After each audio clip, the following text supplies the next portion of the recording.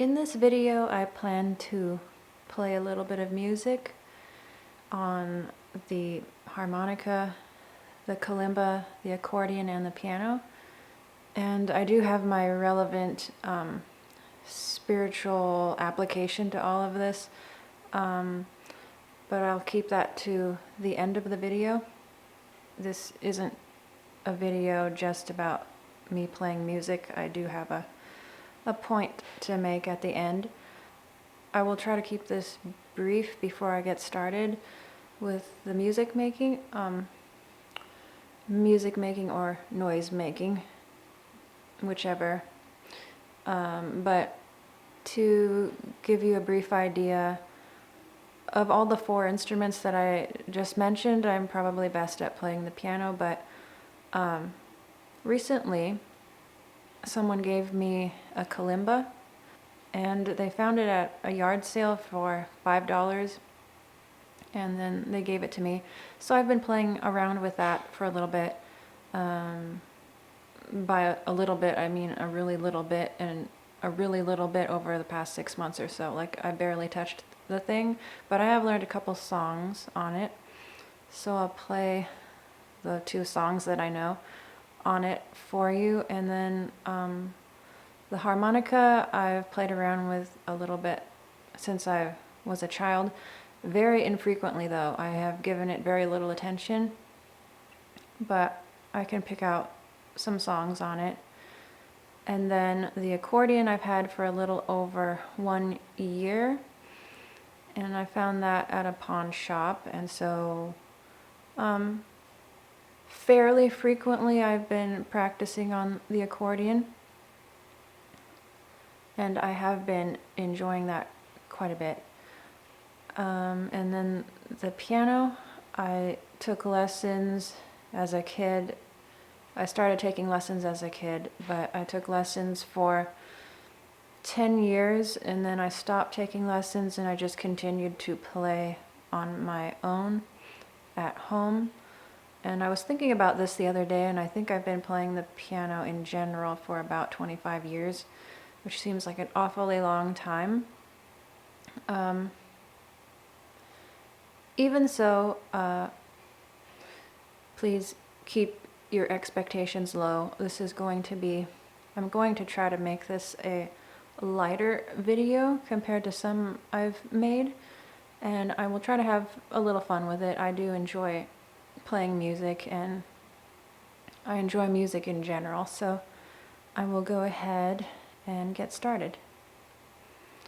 So I will start with the harmonica, and this here is my harmonica. I got this harmonica used, which kind of put me off at first, because I was wondering, you know, like, who else had their mouth on this thing. But I opened it up and I cleaned it, so hopefully that does the trick. But on this harmonica are 2 keys. On this end is the key of G, and on the bottom is the key of C. And inside here, I'm not sure if those are called reeds or not, but this grid pattern that you can see here, that grid pattern, that is made of wood, and it tastes old. Like, when I play it, I can taste it. It tastes old. It tastes like what I think Play-Doh smells like. But other than that, I think that's about all I have to say about this harmonica. It's in the key of C and G, and this particular harmonica, I cannot play sharps or flats on it, so if I happen across a song that has a sharp or a flat in it, I just have to kind of make do without playing the sharp or flat in the song. I hear that there are harmonicas that allow you to play sharps and flats, but not this one. And also, I really don't know that much about harmonicas, but when I play it, it's not just blowing into it. I also have to breathe in. Like, it's not just blowing into the instrument, it's sucking through it to make other notes. Which is interesting because with certain songs, if notes are arranged in a certain way, there can be breaths that you need to suck in consecutively, and it's easy to run out of breath. Or the reverse can happen, where there's notes that you need to breathe out many times in succession, so it's like you're running out of breath that way too. But I will go ahead and play a song, or a couple songs. The first one I want to play is called Surely Goodness and Mercy, and that is a hymn, which I believe does have a sharp or a flat in it, so I'll just try to play it without that, but okay. I want to be in the key of G, which I am, and keep your expectations low.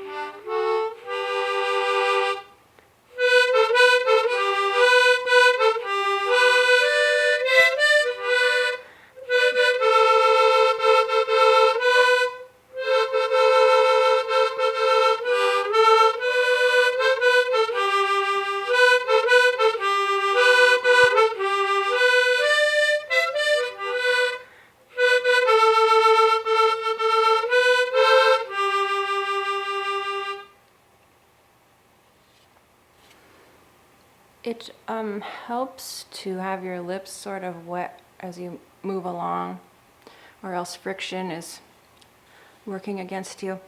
The second song I want to play is Oh How I Love Jesus.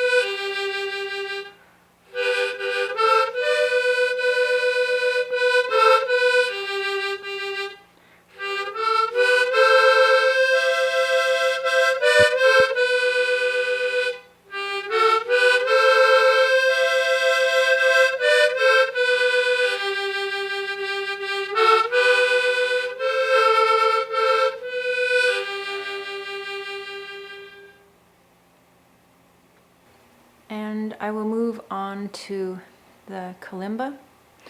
Again, I think I know less about the kalimba than I do about the harmonica, and I know little about that. But this is what it looks like.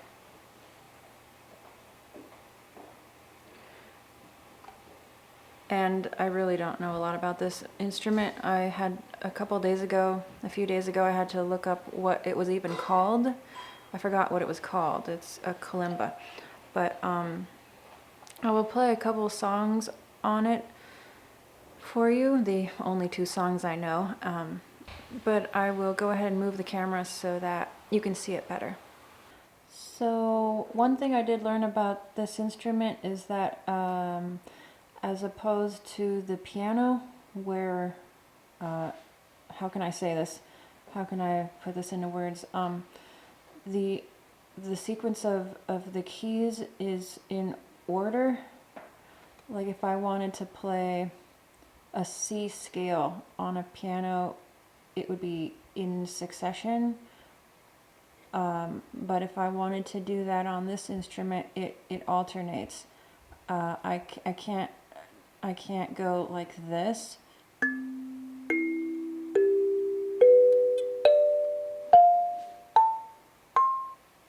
And have that be the notes in succession like they would be on a piano. Instead, on this, I learned that I have to alternate. So it would go like this.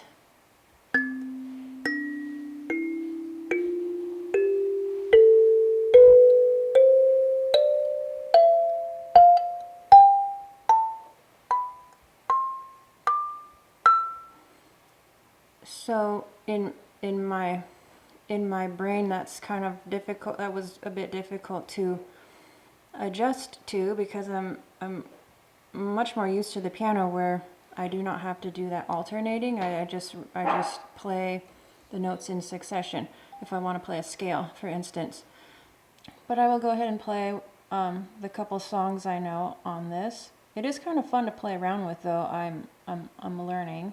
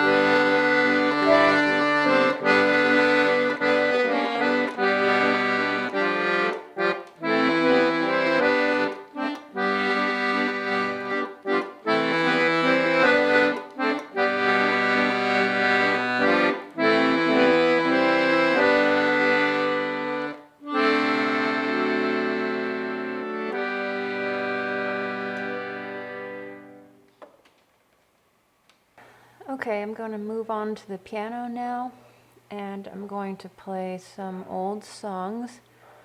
Probably not hymns, but old songs like this, or like this. I don't know if you've ever seen these, but they're pieces of old sheet music that I usually find at a thrift store or an antique store or sometimes online. They are some of my favorite music to play. Songs from the 1930s, 40s, and 50s, around there. And the other day, I did go to a thrift store nearby, and I found some old sheet music. This was one of them. I found about 5 of them, but can you see the price on that? That's 25 cents. So I found these for 25 cents a piece, which I was pretty happy about as far as a thrift store find goes, because usually if I have to buy these elsewhere, like at an antique store or online, they're, depending on the song, depending on the condition of the sheet music, they're around $5 or $6 a piece. So I thought this was really a find for me to find them at 25 cents a piece, and also as in good condition as these are in. Like this is in really nice shape for a piece of sheet music that was made and printed in 1934. That lasted pretty nicely throughout all the years. So anyway, I'll just get started and play some old songs for you. I'm not going to start with this one. I'll do this one later, but I wanted to start with this one, Moonlight Saving Time. There ought to be a Moonlight Saving Time, apparently. And this was, the copyright on this is 1931, and it does sound pretty old. It does sound like it's from the 30s. And again, keep your expectations low. I do have a reason why I might not be playing these songs very well. And that's because I've been focusing a lot of my piano playing time on playing hymns, and namely the hymns I would be playing at church. So I have sort of put the fun stuff on a back burner, the more fun stuff on a back burner, which is this type of music for me.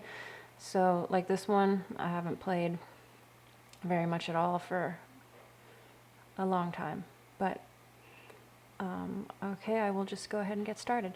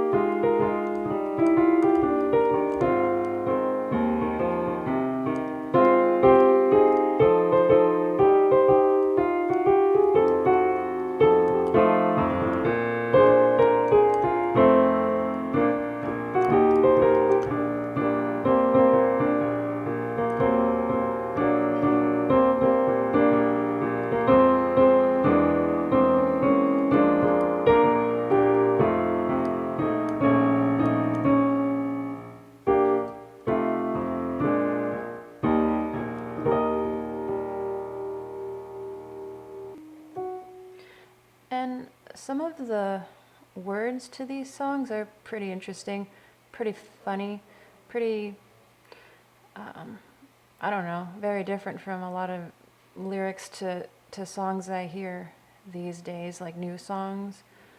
I'll try to sing this one for you just so you can hear what the words are.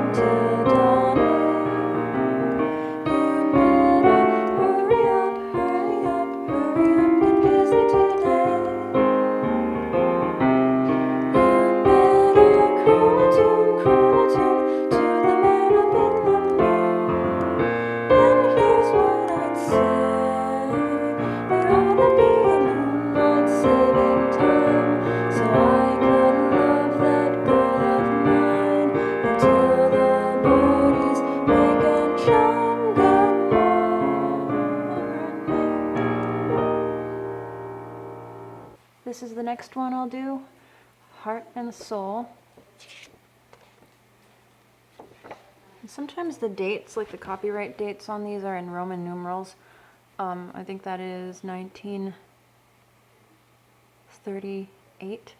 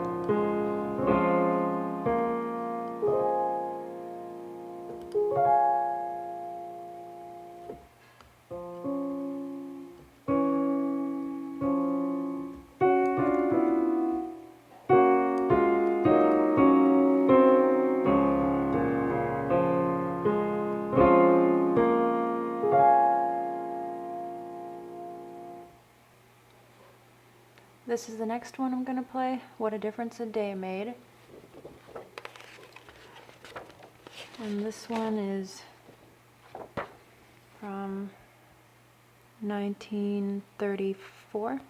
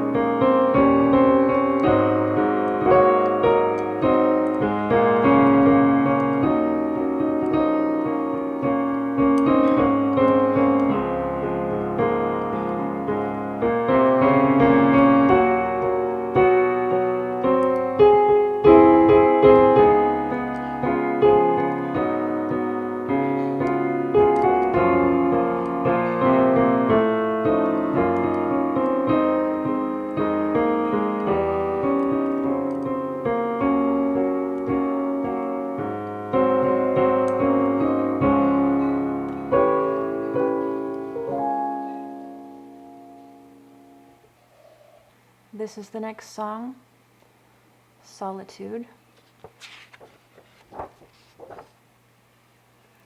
Copyright is 1934.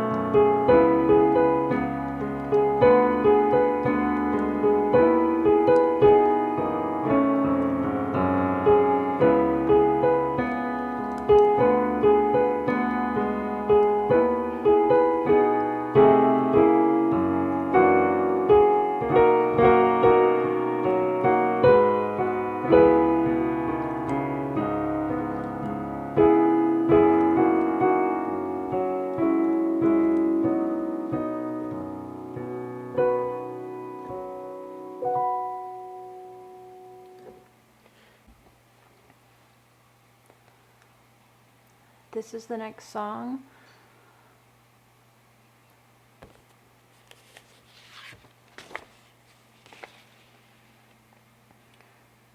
From 1910.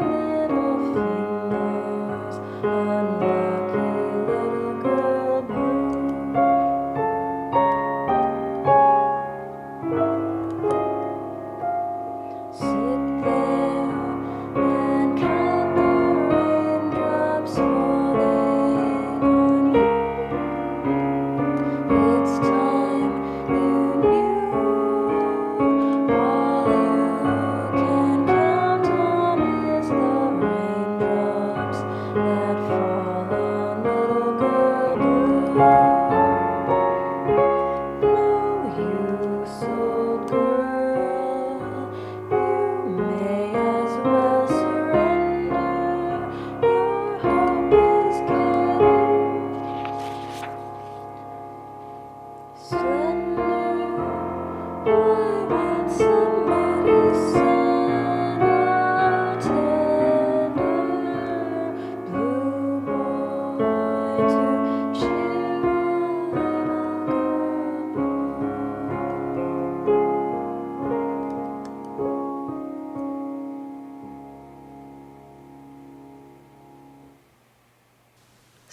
that was a little bit of the music that I can play.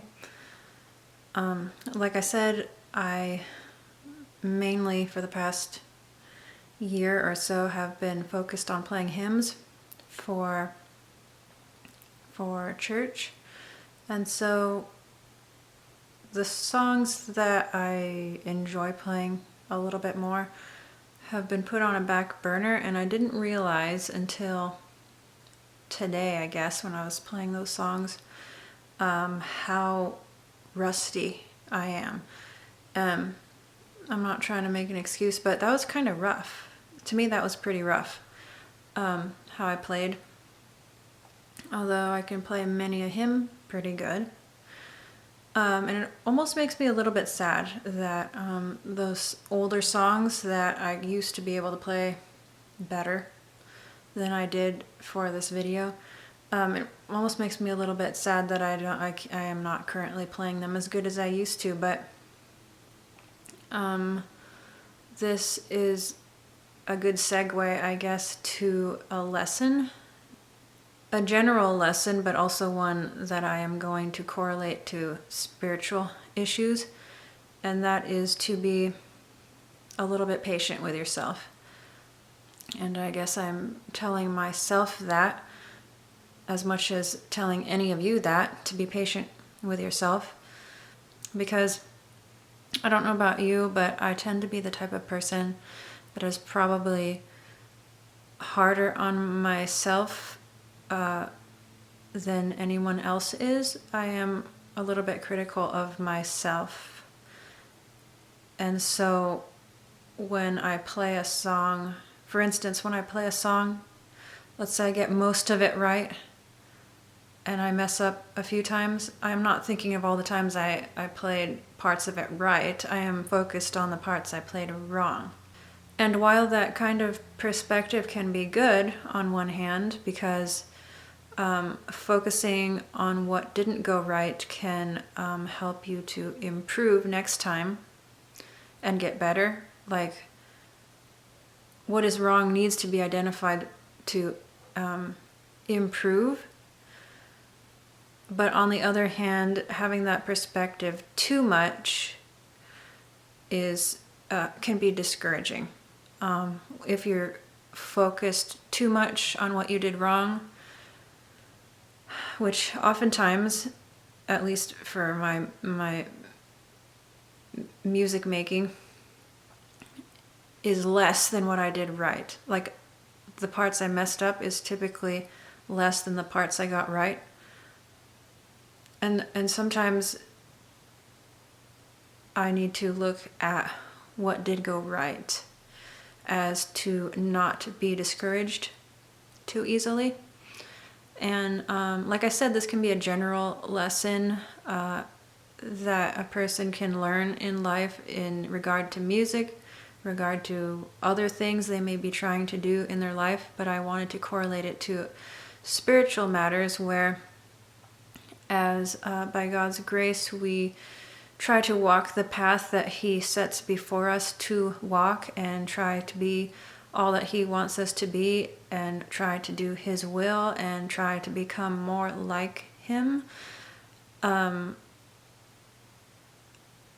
is a process, first of all, and in that process, when we mess up, to, yes, recognize the mess up, but don't focus on it so much that you're actually being too hard on yourself and become too discouraged. Because like I said, I can tend to be that type of person where if I mess up, I am thinking about that a lot, and not so much on the times I do things right. And hopefully I don't even really need to tell you this, but as we try to do God's will as Christians, there are times where, well, I'll just say, I won't say we mess up, I'll just personalize it and say there are times that I mess up. Even though I am trying to live the life God would want me to live, there are times I mess up. Definitely there are times I mess up, but I need to be a little bit patient with myself. I guess that's the bottom line that I'm trying to say, that yes, there are mess ups, yes, there are disappointments, yes, there are mistakes, but be a little bit patient with yourself. Or I need to be a little bit patient with myself and not be too hard on myself, not be overly discouraged, but yes, assess what went wrong, but appreciate the fact that things have also gone right. Continuing on with that vein of thought, I have something to read to you. And it is about that growth is a process. I mentioned that a bit, that as we go through this Christian life and become more of who God wants us to be, it is a process. It is not an instant thing. Yes, we can receive salvation instantly, but as far as becoming more and more Christ-like, that is not an overnight thing. I think it is a lifelong thing of refinement and growth and becoming more like our Lord. Further, not only do I have to be somewhat patient with myself in my piano playing, that is obviously rusty with certain songs. I had to be patient with myself as well when I've been learning how to play the accordion.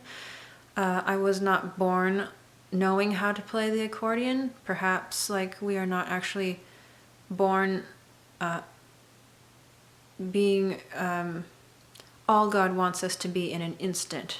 It is a process, just like learning how to play the accordion is a process. And like I said, to be patient with yourself, to be patient with myself, I guess.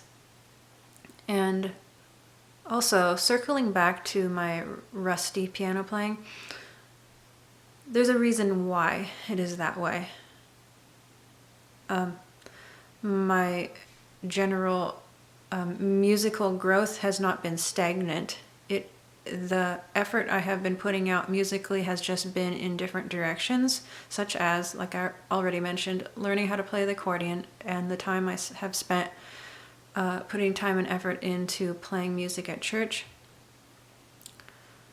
However, I see how that has made my playing of older songs that I enjoy playing rusty. So perhaps you can draw a spiritual correlation to that as well, where perhaps, yes, one area of your spiritual walk has become a little bit less than what it used to be. Maybe you are growing in other areas for the time being. I will go ahead and read a little bit to you. So, growth is a process, not an instant thing. Some things are instant, but not growth. Your heavenly Father loves you. A good parent does not despise the time it takes for their child to learn and grow. They know it is a process. God looks at the heart. Is it soft or hard, open or closed, childlike toward Him or not? God knows who you are. Remember that He is working all things for your good, that you would become more like Him. It is not an overnight thing to become more like Him. Far from it. But you are on track. There are many lessons to learn along the way. It is one thing to walk the way God wants you to walk when there is fair weather. It is another thing to walk the way He wants you to walk when there is stormy weather and resistance. Resistance training to build strength. to be able to face challenges and conflicts and still walk the way He wants you to. He knows what He's doing with you. He's building a faithful soldier, a veteran soldier, not gun-shy or battle-weary or battle-avoidant. He's building you into more than a fair-weather new enlistment who is all for Him until there is a conflict. He knows exactly what He wants with you, and He's working to make it so. So I hope not to prolong this point any further, or any other points I want to make in this video too much longer, but I guess, like I said, there are challenges and or mistakes, disappointments that happen as you are trying to walk the way that the Lord wants you to walk, but He can use that for your good, actually, to make you a little more prepared perhaps in the future for when similar things come along, similar challenges come along, and you will know how to handle them better. You will identify them more clearly. I feel like sometimes when I'm in the middle of a situation, like in the middle of a storm, it is a little difficult sometimes to identify what is happening. I'm just sort of in the middle of the storm. Things are happening. It's unpleasant. I don't like it. But after I'm out of it, it is then that I can look back and have a little bit clearer perspective of what that was. I hope I am making some sense. I guess what I'm trying to say is that there are things that feel like storms, but they are actually used to your benefit. And without them, I'm not sure how growth would happen as much as it does. Just like resistance training that I mentioned, without that resistance, I'm not sure how you would build muscle. And I think that can happen spiritually too. If you never face a challenge, if everything is always fair weather, I don't know that you will be able to bear very much. I don't know if you will be able to learn how to endure very much. So what am I saying? I'm saying so many things, I feel like, at the same time. I guess, like in my rusty piano playing, I can be playing and play something wrong. I can play a wrong note, or the timing went wrong, something went wrong, and it feels like a battle to keep pushing through it, to push past the mistake and keep playing the song. And maybe not very long after I push past the mistake, there's another thing, and I keep pushing past it and get through the song. I feel like maybe lately in my life, it feels like that. Something to push past, something to move through, something to, like, bouts of stormy weather to push through, and it feels like, I don't even know what it feels like, very unpleasant, but God can make that a beneficial thing. Even building endurance in you, building determination, building perseverance, which those things are not just poetic and pretty on paper. They are necessary things, very valuable things to have as part of your character. And I hope that was clear enough. As I stand here in front of the camera, I feel like that was a little bit muddy, but hopefully that was clear enough to get something good out of. Also, as a side note, I am straying from the topic a little bit, but I think I have become aware that there are some people who think that because I play the piano, that I just do that easily. that you can just put the music in front of me and I can play it like a machine or something. Perhaps some people are such good sight readers that they are like that. They're practically a machine that just can read notes and produce that music on a piano without difficulty. That is not me. Despite my 25 years of playing the piano, I work kind of hard at reading the notes and playing the notes on a piano. I have recently become aware that I feel like some people think that I just can do that just easily, like it's nothing for me, where in fact a lot of times I am putting everything I have into it to play. Like, it is literally hard work mentally. In fact, I really don't know how much talent I actually have in playing the piano. You know how some people just have this talent? I question how much talent I really have in playing the piano or any musical instrument. I do question that because of how hard it is. If anyone out there plays a musical instrument, maybe you know what I mean, but I do not find it particularly easy.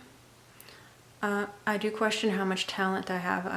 I wonder if it has just been sheer work and effort and discipline to even get me to where I am today. Like, I don't know if I have that much talent that is kind of helping to carry me along and lighten the burden. I wonder if it is just sheer mental application and practice. I really do wonder that. That's how hard it is for me. While I enjoy it, I enjoy playing songs on the piano, especially once I get it down enough where I don't have to work so hard. That's fun. That is enjoyable to me, but until I get there, it's difficult. It's not that easy. And just recently, I realized how much I actually depend on memory as I play a song, which maybe explains why when I haven't played a song for a while, it's like I'm so rusty at it, because I actually kind of forgot how it goes. Like, not just how it goes, but the muscle memory in my hands to play the song. Like, recently, I realized how much I am depending on my memory, either musical like memory of how the tune goes, and memory like muscle memory of how my hands are supposed to move to play the song. I realized this recently and it was a bit of a shock. I rely on that more than I realized. I do read the notes and read the music as I play, but I rely on my memory much more than I thought, much more than I realized.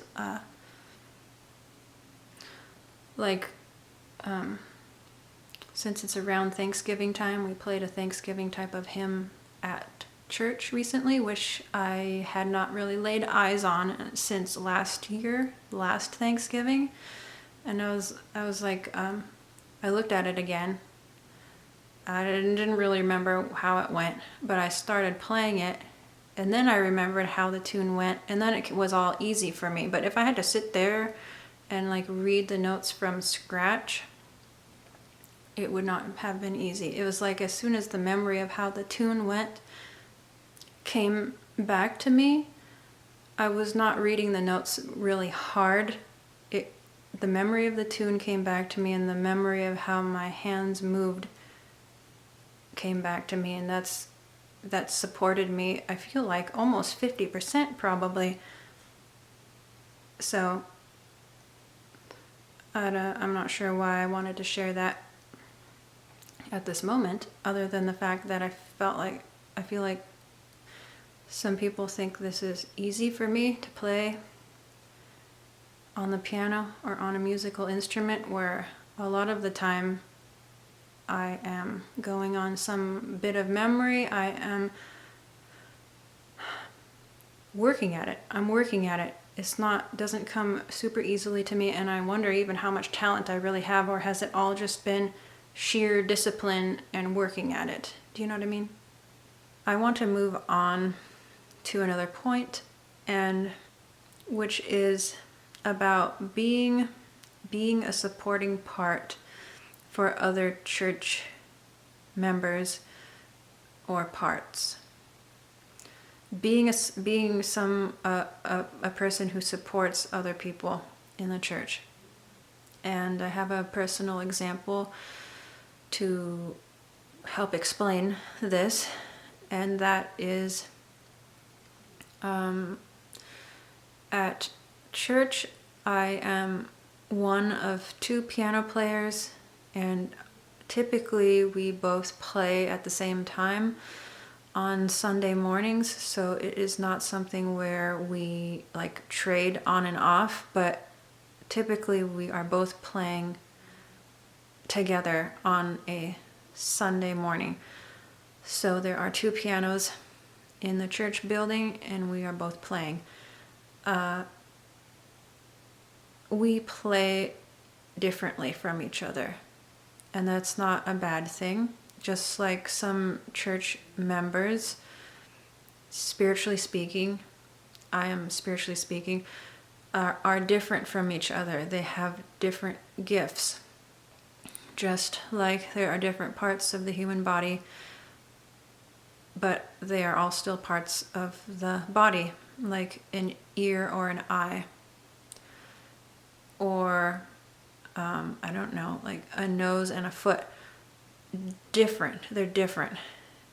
And this piano player, the other piano player, and myself, while we both play the piano, we both play differently. Quite a bit differently, actually. And the difference is that I am more of, I guess, like a black and white note reading piano player, where I need to have the music in front of me to read and then play,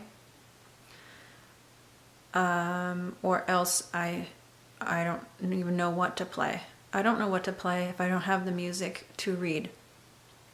And yes, I do have a little bit of an ear. I can pick out a tune on the piano, but I cannot put enough into it where it's like a song worth listening to or something. You know, like I can pick out note by note a tune on the piano, but generally I do not play by ear. I read the music. However, with the harmonica, I don't read music. I just that is played by ear for me. Okay, so I'm basically a black and white note reader. I need the music to play for the most part. The other piano player, yes, they also read music, but they are more able to play by ear, in that they don't always need music to read, and they can play a song that they have made up. In addition to that, they're a little bit less structured sounding and more impressionistic, perhaps more, I don't know how to say it, decorative. They sound generally more creative, and like it's an impressionistic expression of some song that they play, where I am there plunking out whatever the music I am reading tells me to. And so on the Sundays, I feel like I am playing the bones of a song. Like if you think of a human body, like the skeleton, the bones of a human body, I feel like I'm playing the bones of a song, the skeletal structure of a song, and the other piano player is sort of filling in between those bones and filling things out and making it sound more pretty and beautiful. And I am there providing the structure. So together it goes well. Together it goes well. I think if there was one without the other, it wouldn't be as nice. Together, it sounds better. If it was all too much impressionism, it would not be a good lead for the congregation. However, if it was all skeletal and me playing the basic song without the added fill-ins and flourishes and things to make it sound pretty, it would also not be, it'd be kind of stark. So together, it sounds much better, the two blended together. Which, by the way, is the way the church body should work too, where together we are working in harmony with each other spiritually. But that's besides the point. The point I'm trying to make is that we should be, in the church body, ones who support other members of the church body. And my personal example that I tried to open with before getting all into the description of how this other piano player and I are different. The personal example that I have is that one day I was listening to this other piano player play a song that really wasn't something that I recognized. I think they started out with it being a hymn of some kind, but then they changed and was playing something more creatively, more like it didn't sound like the hymn that they started out playing. They went into something else. They went into a different tune, maybe. Anyway, I sat there listening to this other piano player. I wasn't playing. I was not playing at the time. I was just listening to them play. And as I listened to this song, something with how it was sounding made me feel like I was starting to get emotional. And that is not typical of me. I do not typically get emotional over much of anything, not songs. And if I do get emotional over something, it's usually because of pain, something painful. Then I might shed a tear. But I don't typically get emotional over pleasant things. However, as I sat there listening to this piano player play whatever they were playing, something about the sound of it, I was feeling a little bit emotional, and that was odd for me. And it wasn't like I was sitting there crying, but something inside was feeling emotional, like my soul perhaps, maybe my spirit, I'm not sure. And then, so I felt affected by it. And it wasn't the type of effect that is because in my mind I was thinking, oh, this person is so talented, isn't that so impressive, and I'm so overwhelmed by their talent. And it wasn't even about it wasn't about that. It was something in the sound of what they were playing. And after they were done playing, I said, oh, I was getting emotional listening to you play. And then they told me that what they were playing was something they heard from the Lord. Like musically, some tune, some sound they heard from the Lord, and then they translated that into playing on the piano. And then to me that made sense. Now I understood why I was feeling affected by it, because it wasn't man-made per se. It was something from the Lord that was affecting me. That made much more sense. And then I realized, oh, this person has a gift. I don't have that gift. I do not hear something musically and then play it on an instrument. Thank the Lord, I do hear the Lord speak to me, as I hope all Christians do. but I do not hear something musically and then translate that into a musical instrument. But I identified that this person did. And I thought that was very valuable. And I thought, how can this gift be shared with other Christians, the other church members?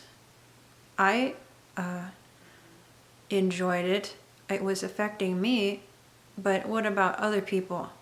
How can this gift be shared?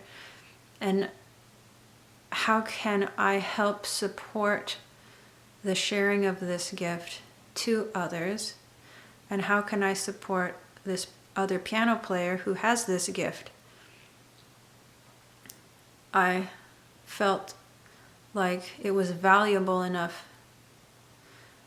special, and something that can be shared with the church for the edification of the whole. And so I encouraged this piano player that maybe some Sunday morning you can play a song like that for the rest of the congregation to listen to, and then maybe the Lord can have whatever effects He wants through that on for the benefit of the congregation. So I was encouraging that. I tried to express how much I thought that was a good thing. And I guess I saw the value in it, and I wanted to try to draw that out and perhaps at least not be in the way of that gift being used however God might want it to be used. And I hope you understand what I'm trying to say. I was trying to encourage and foster the use of that gift for the benefit of the church instead of it laying hidden and perhaps unused. And I feel like this could be the job of pastors and not necessarily of me, to be almost a parental figure in identifying gifts that may be in the sheep of His congregation, and trying to draw that out, trying to encourage it, trying to help it be something that is fostered for the edification of the whole church. Do you see what I'm saying? And while I think that role should be done by the pastor, if he even knows his sheep well enough to know what gifts they have, I am not waiting around to hope that a pastor does this. And I charge you as well, of course, be led by the Lord in what you do. But I am trying to encourage each of us, and I myself too. If you notice a gift in somebody, particularly a spiritual gift, but really talents that they may have, do what you can to support them and encourage them. I guess I'm mainly wanting to talk about spiritual gifts and how that can be supported and drawn out for the benefit of the whole church. I really wonder if this is done very much at all. Do you notice spiritual types of gifts in people and identify it as something valuable, and then try to draw that out and try to encourage the person to use it, or perhaps even to value it themselves? I feel like this might not be very common. I think a lot of times we don't even know what gifts people have, let alone try to encourage it in the person. But so that was my personal example of, I noticed this in this other piano player, and I did what I could to encourage the use of that gift for the benefit of the church. And really, I don't know how much this is done.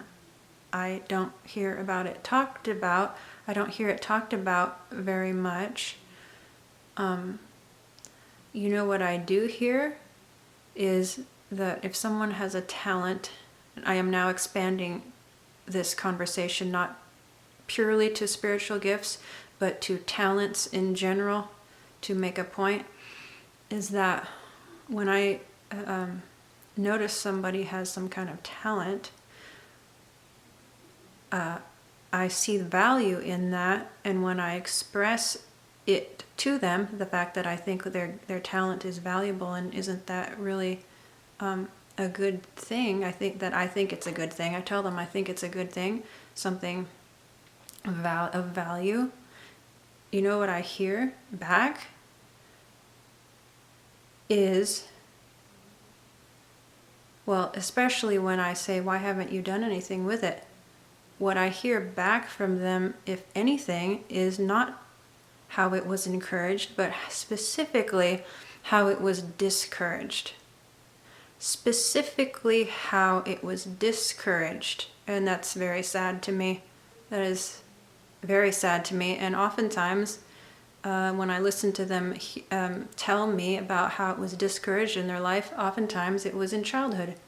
In childhood, they were already showing some talent in childhood, and it was snuffed out, basically, or attempted to be snuffed out by discouragement, by basically saying, don't do that, by basically other people around them, maybe their parents, maybe other adults in their life, saying that there basically is no value in your talent, so no need to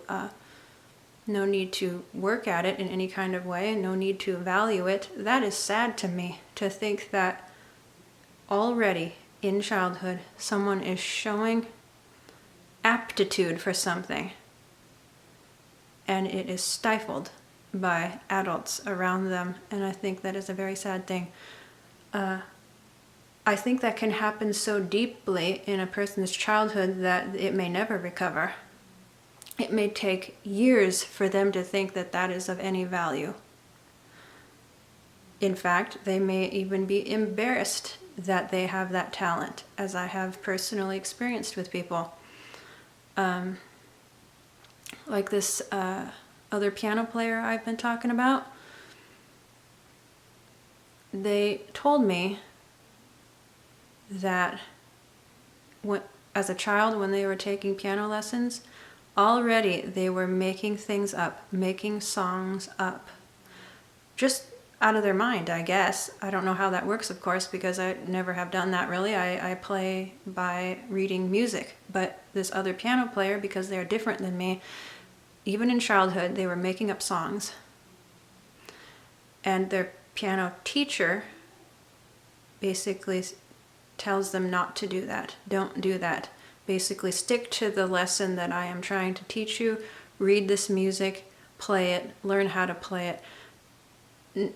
No encouragement of this creative gift that they had to create songs. I thought that was very sad.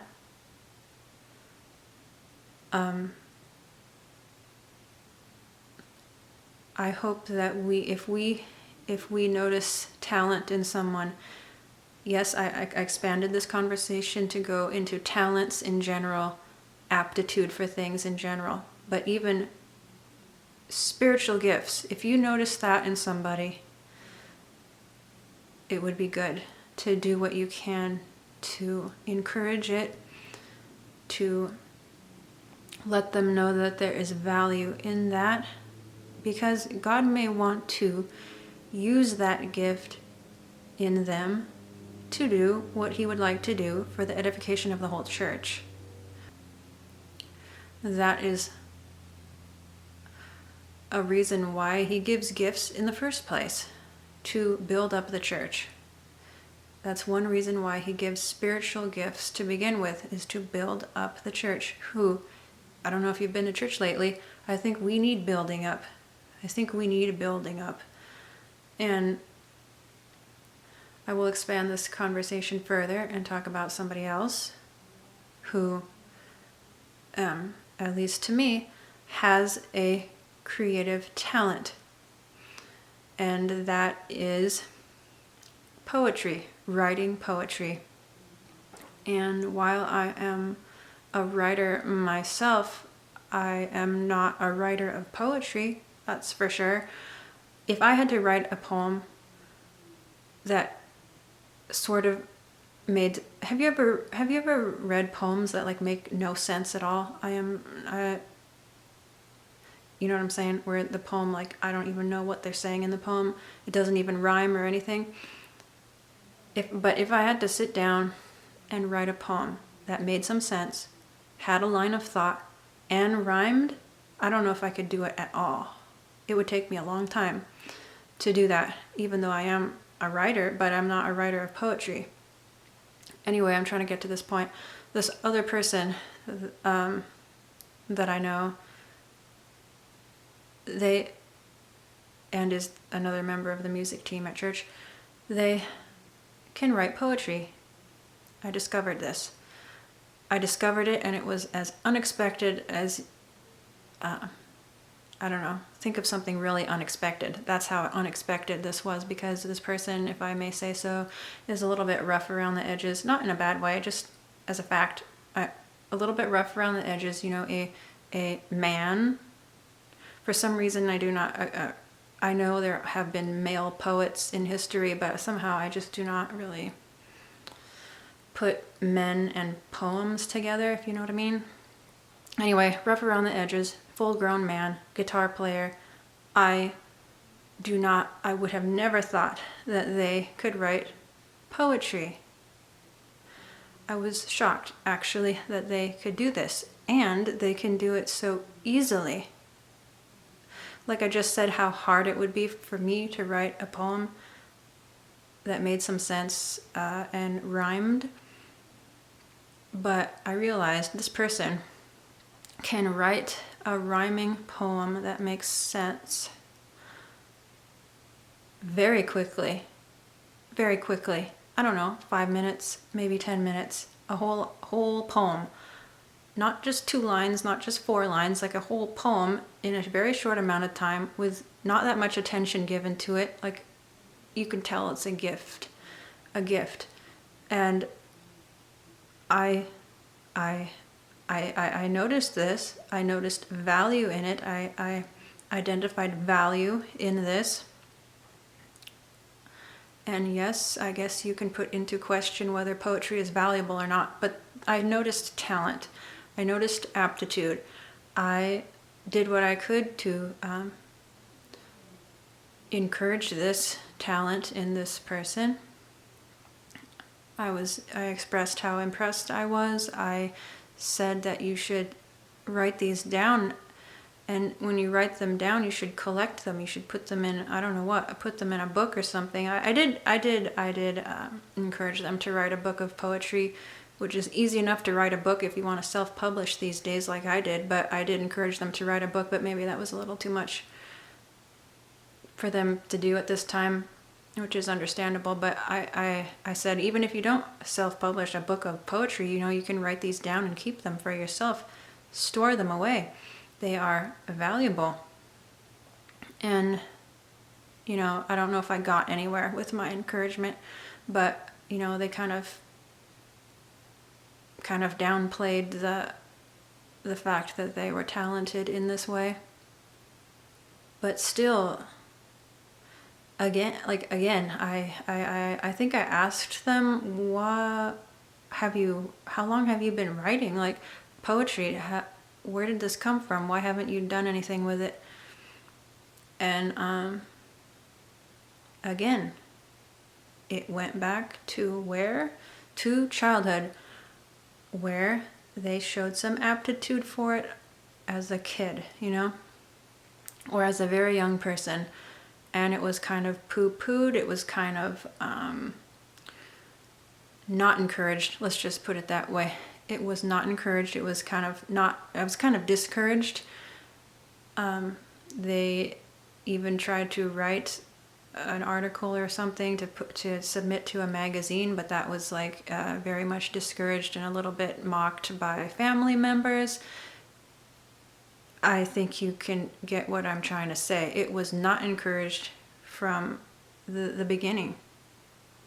I don't know if there's anything I can possibly say that would undo that type of discouragement, but I did what I could to encourage this gift, to express that there was value in it, to be nothing but a green light when faced with someone's gift. And I think that is an important thing to do in the church with spiritual gifts. If you notice that, like I said before, if you notice that in somebody, be a supporting member for them. And it can go even further. In being a supporting member, I went a little further with just encouraging the gift. I'm talking about the other piano player now. So yeah, I can verbally do whatever I want to do to encourage the person and say this and say that, but I did put it into a little bit of action in how I could even put it into action, and that is once a month on Sunday mornings we'd have like the communion service at church, and during the passing out of the bread and grape juice, there's a little bit of time to pass that out, and if nobody plays music, as is what happened when I first got there, there is silence as the bread is passed out and as the grape juice is passed out. It's like pin drop silence. But since becoming a member of the music team there, along with this other piano player, there has been given the opportunity to fill in during that time of the passing out of the bread and the grape juice, instead of it being completely silent, to fill that time in with some music. And I have done a little bit of that in the past. I played a song on the piano before and on the accordion.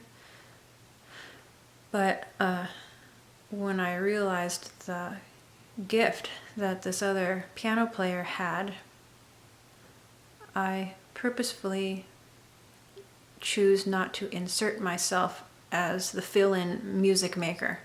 During the communion time, I take a step back and let them fill in during that time. And granted, it is a short amount of time, but they have that bit of time to play nearly whatever they want, which means they can play a tune that perhaps the Lord has given to them to play.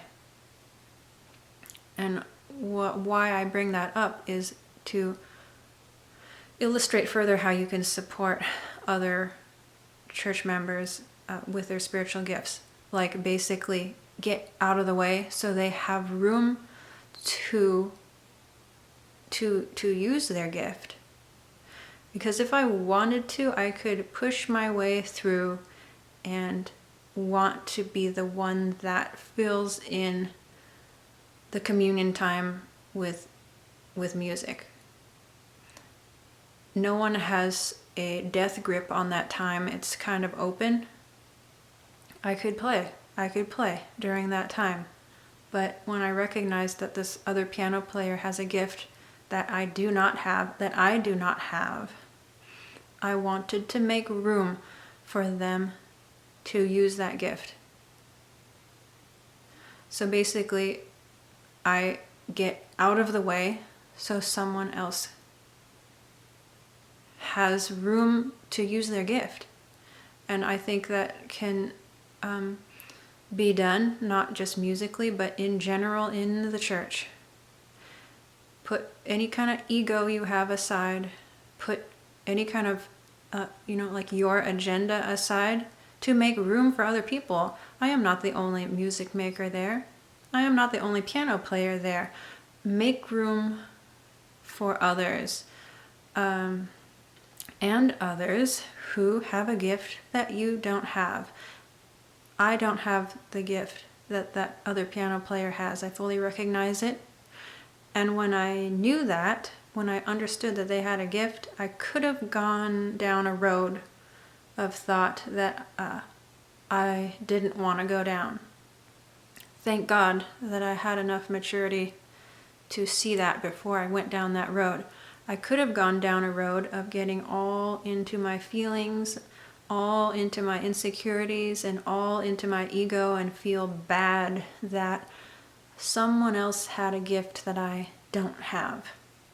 I could have gone down that road, but I did not. No, I did not. I did not become jealous or envious. I was more in the mindset of, oh, this person has a gift. What can I do to showcase it? What can I do? What does God want with this valuable thing that He has given someone? And yes, sometimes that requires getting out of the way so that someone else can step up and into where they need to be in the church. That takes some humility. That takes some maturity to get out of the way. And not get wrapped up in how your ego may feel because you don't have a gift that someone else does. If you would like to placate your ego at all, you can think of it this way. You have gifts too. You have gifts that other people don't have. And that is valuable as well. You can feel assured that the Lord has given each person the gift that He wanted them to have. And I think His decision making in deciding what gift to give what person is perfect. So don't feel too bad that you don't have a gift that someone else has. You have your own gifts. Each person has their gifts given to them by God. So there is no need to have that make you feel insecure or something, or not very valuable, or like not worth anything. You have your own gifts, and they are very valuable as well. So I think that's about all I wanted to say in this video. I do hope it hasn't gone on too long, but I will go ahead and close with a couple Bible verses that I think go with this message. Do nothing out of selfish ambition or empty pride, but in humility consider others more important than yourselves. Each of you should look not only to your own interests, but also to the interests of others.